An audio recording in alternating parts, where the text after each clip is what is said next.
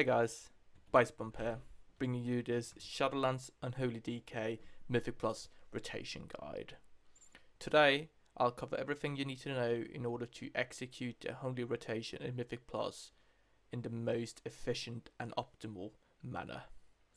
I think Unholy is quite complicated in Mythic Plus. We need to do quite a lot of setup, we need to do everything in the correct order, and we need to practice a lot so we know how much setup we do in a pack before we start going into our burst window. To give a high level overview, I've got 4 points that we need to execute properly as an Unholy Decay in Mythic Plus. First of all, we need to use our cooldowns properly. Secondly, we need to prepare for our Death and Decay window properly. Thirdly, we need to make sure we use our Runic power spenders in the correct manner. And fourthly, we need to pop down Death and Decay and just go ham. Let's look at each of these 4 bits in a more detailed setting and talk you through everything you need to know about that specific portion in the Unholy Decay Mythic Plus rotation. So first of all, using your cooldowns appropriately. Generally, we start off the pool by using our cooldowns. This is both to align them so that they all buff each other in a way to maximize our DPS. Furthermore, it's generally a bad idea to use a cooldown at the end of a pack, both because you might not have as many targets, because some targets might have died, but also because the cooldown might not overlap fully with the pack being alive, really. So we also always want to use the cooldown at the start. What we want to do is start off with using Unholy Blight. That's generally what we will be running in Mythic Plus. However, if you don't have Blight ready or you're running Bursting Swords, you will just use Outbreak here. We use Blight or Outbreak to apply our dot, and for Blight specifically, we want to stack up the Blight dot in order to buff our pet damage. Secondly, we pop down Dark Transformation. We use this rather early for one main reason. We generally run Infected Claws talent, and what that does, it makes it so that Dark Transformation makes your pet apply festering wounds in AoE. Okay? We want to use Dark Transformation early to give the pet time to use a lot of Sweeping Claws in order to apply lots of wounds. This is a great way to prepare for the Death and Decay window that comes later down the line. If you're running Bursting Swords, using Dark Transformation early is crucial. Okay, you don't want to use it late because then it won't apply all the wounds and you won't be able to burst them in your Death and Decay window. Use it early, apply the wounds early. Thirdly, if using Unholy Assault, you also want to use that after Dark Transformation. This is both to apply the wounds in order to set up for the Death and Decay window. Furthermore, we want to get haste early, and this is for 2 main reasons. First of all, haste increases the energy regeneration of your pet. That makes it so that when it's under the effect of Dark Transformation, it will use more Sweeping Claws, which results in more wounds being set up. So the haste will make the setup better. Furthermore, having more haste makes it easier to tab through targets quickly with Festering Strike, and I'll get to that later. Finally, we also want to use Apocalypse. Generally, this isn't used that early in a pack. I will get to that later, but I would use Apocalypse after I've done the Festering Strike tabbing. This is part of the setup for Death and Decay, and it will come in the next section.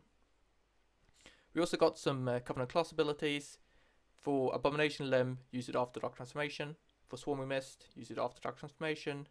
And if using Swarming Mist, make sure to dump your Runic power afterwards. In a big pack, Swarming Mist generates a huge amount of Runic power, and you want to make sure you don't overcap. So after you use Swarming Mist, just go into spamming the appropriate Runic power spender. For Shackle of the Unworthy, use it after Dark Transformation. And for Deaths, the usage is exactly the same as Death and Decay. So no real change there. You just use Death and Decay / Deaths as you would otherwise. Great, so that's the cooldown section.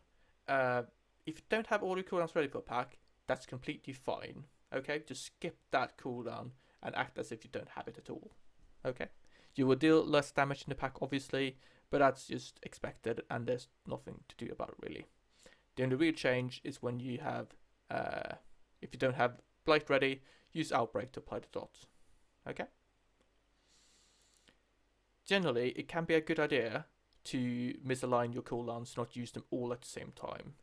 And this generally comes with Abomination Limb with the other cooldowns. If you use them all on the same pack, you're going to do a huge amount of damage. However, the next pack will be lackluster, right? So I think I would generally recommend, so always use Unholy Blight and Dark Transformation together. But Abomination Limb is a good idea to not use that with all the other cooldowns unless you have a huge pack you want to just instantly murder. With the other Covenant abilities, don't really matter, they got solo cooldown, but for Abomination Limb, it's a good idea to try and desync gap from the other cooldowns unless you're killing a huge pack.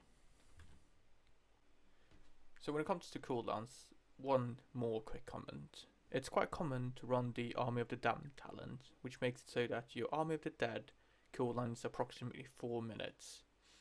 This means that you need to be greedy when using Army of the Dead. Okay? You must leverage the cooldown reduction, so don't hold on to it for too much. Do use it on trash regularly, and do keep in mind that 4 minutes is quite a short time. So if the boss is about to come up in maybe 3-4 packs, you can actually use Army of the Dead and then still have it up for boss. It's usually fine if you don't have it for boss on pull, but if you're using Bloodlust on the next boss, that's a specific instance where you might hold on to it a bit more carefully. If you're not using Lost on the next boss, it's fine if Army of the Dead comes up after half the fight, as long as you use it with your other cooldowns. But yeah, very important, do use Army of the Dead a lot when using the Army of the Damned talent. Next bit, properly preparing for your Death and Decay window. This involves Festertabbing. Festertabbing means using Festering Strike on one mob and then tabbing to another and using it on that. We do this to spread our wounds in AoE to more efficiently burst them in our Death and Decay window. Generally, 2 Festering Strikes is kind of the magic number. If you use 2 Festering Strike in your Festertabbing setup, you won't spend too many runes, so you will have runes ready for your Death and Decay window. It won't take you too much time, so it's not like you sit there and just tab Festering Strike for ages. It's kind of like a balanced number, which fits quite nicely in most Mythic Plus groups. However, you need to take into account how long the pack lives when you're tabbing through Festering Strike. If the pack dies instantly, there is absolutely no reason to tab through Festering Strike. You want to move into the next bit and just go into Death and Decay window much earlier. However, if it lives quite a long time, you could even consider doing 3 Festering tabs or 4 Festering tabs. However, generally, 2 Festering tabs, it's a good number, works in most packs, and you can kind of take that away as I'm just going to do that at all instances. But if you play Unholy a lot, you will notice that this bit is crucial to maximizing your DPS. So do consider the length of the pack when you tab through Festering Strikes. It's very important. When you're doing this Festering Strike tabbing, you need to account for the fact that you might want to pop Apocalypse later. If you have Apocalypse ready, use both your Festering Strikes on the same mob to ensure that that single mob has 4 or more wounds on it. Generally, that's the only case when you use Festering Strike on the same mob, otherwise always tab. And remember, if you're running Unholy Assault, you don't need to account for the fact that you need 4 wounds to use Apocalypse, because Unholy Assault will give you those 4 wounds. So if you're running Unholy Assault, always tab through to different targets, other than the one you use Unholy Assault on in this Festertabbing setup. Third section, appropriately spend your Runic power, and this means dumping your Runic power. After you set up your cooldowns, you tab through a couple of Festering Strikes, you will have quite a lot of Runic power, usually 60 plus, depending on what Runic power you had when you engaged the pack. You here want to spend that Runic power before you move into your Death and Decay window. The reason is this is both to deal damage. We generally deal a lot of damage with Epidemic as a Runic power in a big AoE situation, but it's also to generate runes for our Death and Decay window. We have Runic Corruption. This on average procs when you use Runic power, and it allows us to move into the Death and Decay window with more runes generally. Obviously, There are instances where it does it proc, but we're looking at the average here. So it's a good idea to spend runic power because it generally gives you runes, right? We need to make a decision on what runic power spender we use the runic power on. We have the choice between Death Coil and Epidemic. Generally, if we don't have the Deadliest Coil legendary, it's a good idea to always just use Epidemic. However, if we do have Deadliest Coil, Death Coil takes precedence when you have 3 or less targets. This is because generally we have Dark Transformation up and we want to extend the Dark Transformation duration with Death Coil, which we get from Deadliest Coil legendary. Furthermore, we also want to reduce the cooldown on Dark Transformation. You know, Death Coil reduces cooldown on Dark Transformation by 1 second. Big AoE, always use Epidemic, but yeah, there's this choice between Epidemic and Death Coil when we're Deadliest Coil legendary. At the end of a pack, when a couple of mobs have died already and the mobs might be spread out because the tank is kiting and whatnot, do use Death Coil. It's a good idea to use Death Coil because it reduces the cooldown on Dark Transformation and makes it available for the next pack. However, that's after you pop down Death and Decay window and kind of done your burst already. Cool. So we popped all our cooldowns. We did the appropriate amount of Festertabbing. We dumped our runic power, and we're now ready to move into our Death and Decay burst window. So what you do here is pop down Death and Decay and then simply spam Scorch Strike. Simple as that. Never use Festering Strike when your Death and Decay window is up. Always use Scorch Strike even if you don't have wounds in your targets. Furthermore, do make sure to not overcap on runic power. You would generally not do that because you've been a good player and dumped your runic power before your Death and Decay window. However, when you're bursting lots of wounds, the wounds give you 3 runic power every time they burst, you will get quite a lot of runic power. So you need to spend that if you're capping it. Furthermore, you won't be able to spend every single GCD in Scorch Strike generally because you don't have the runes for it. So if you can't spread Scorch Strike, do spend the runic power using Death Coil or Epidemic in the appropriate manner. Lovely. After we've done our Death and Decay window, we simply move into the single target rotation by using Festering Strike to apply wounds, bursting them with Scorch Strike, and then using our runic power in the appropriate way. This means using Epidemic if there's lots of targets, and possibly using Death Coil if there aren't that many and you want to reduce the cooldown on Dark Transformation. So that's kind of the Unholy rotation in a nutshell. Quite a lot of setup, quite a lot of situational play when you decide how much you want to set up for a specific pack, and then a lot of just spamming Epidemic, Scorch Strike, and Death Coil. Cool. Let's take a look at just a sample sequence of what it might look like on a specific pack. So I got it up here. So we'll start off with Unholy Blight or Outbreak, depending if you have Unholy Blight ready or not. Follow up by Dark Transformation. Move into Unholy Assault if talented. And then I will do 2 Festering Strikes. So if I have Apocalypse ready, both Festering Strikes on the same mob. However, if I use Unholy Assault, I would use the Festering Strike on 2 different mobs because I got the full wounds from the Unholy Assault already.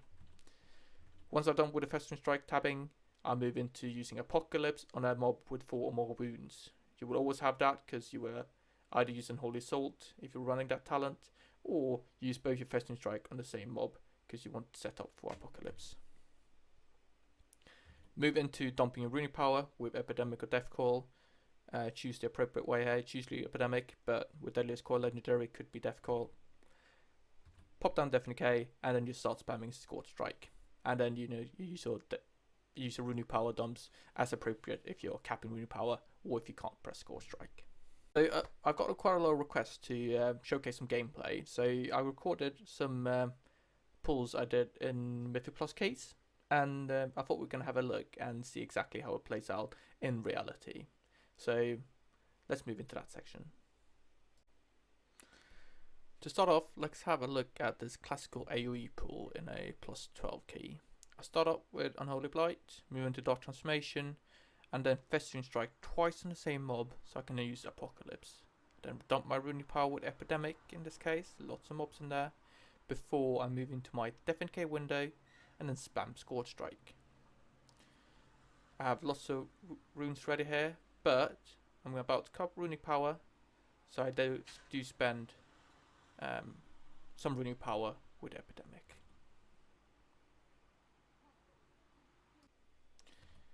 Here's another good example, very similar.